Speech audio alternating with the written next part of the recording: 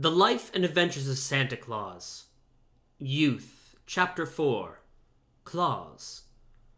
Another day found in the seal's bower the most popular place in the forest.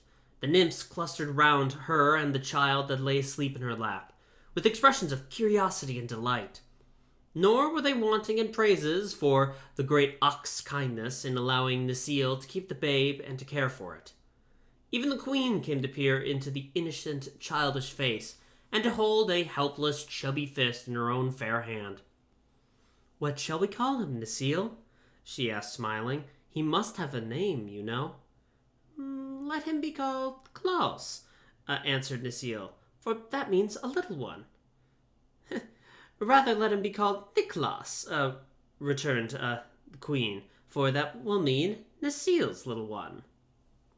Some people have spelled this name Niklas and others Nicholas, which is the reason that Santa Claus is still known in some lands as Saint Nicholas. But, of course, Niklaus is his right name, and Claus the nickname given him by his adopted mother, the fair nymph Necile. The nymphs clasped their hands in delight, and Niklaus became the infant's name, although Necile loved best to call him Claus. And in after days, many of her sisters followed her example. Necile gathered the softest mosses in the forest for Claus to lie upon, and she made his bed in her own bower. Of food the infant had no lack. The nymphs searched the forest for bell udders, which grow upon the goa tree, and when opened are found to be filled with sweet milk. And the soft-eyed does willingly gave a share of their milk to support the little stranger, while Shiegra, the lioness, often crept stealthily into Necile's bower and purred softly as she lay next to the babe and fed it. So the little one flourished, and grew big and sturdy day by day, while Necile taught him to speak, and to walk, and to play. His thoughts and words were sweet and gentle, for the nymphs knew no evil, and their hearts were pure and loving. He became the pet of the forest, for Ox decree had forbidden beast or reptile to molest him, and he walked fearlessly wherever his will guided him. Presently the news reached the other immortals that the nymphs of Burzee had adopted a human infant, and that the act had been sanctioned by the great Ak. Therefore many of them came to visit the little stranger, who, looking upon him with much interest. First the Rills, who are first cousins to the wood nymphs, and although so differently formed, for the Rills are required to watch over the flowers and plants as the nymphs watch over the forest trees.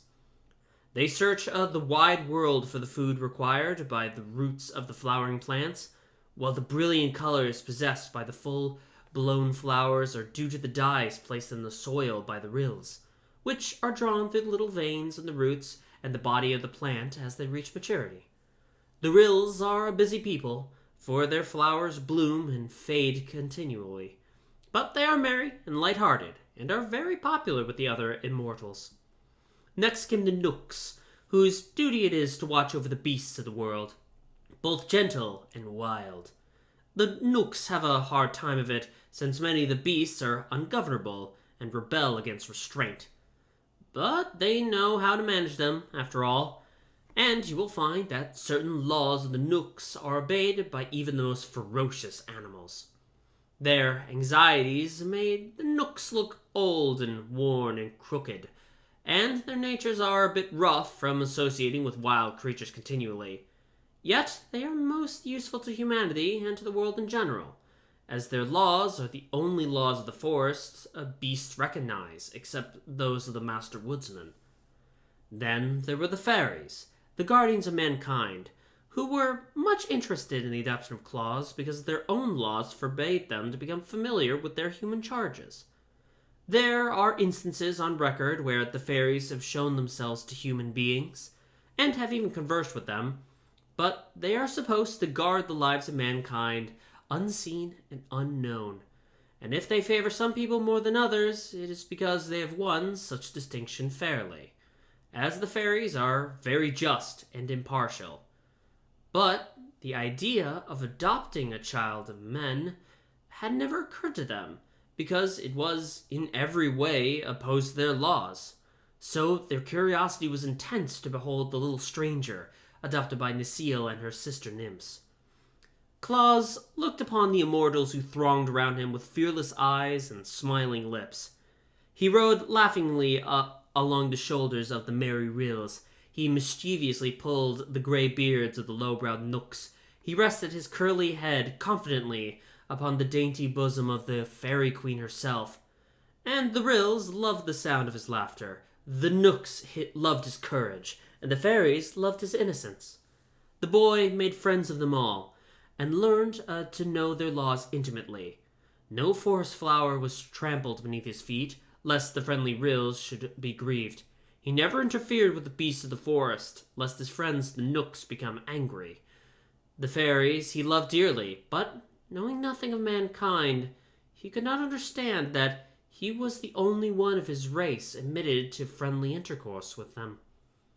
Indeed, Claus came to consider that he alone, of all the forest people, had no like nor fellow. To him, the forest was the world. He had no idea that millions of toiling, striving human creatures existed. And he was happy and content.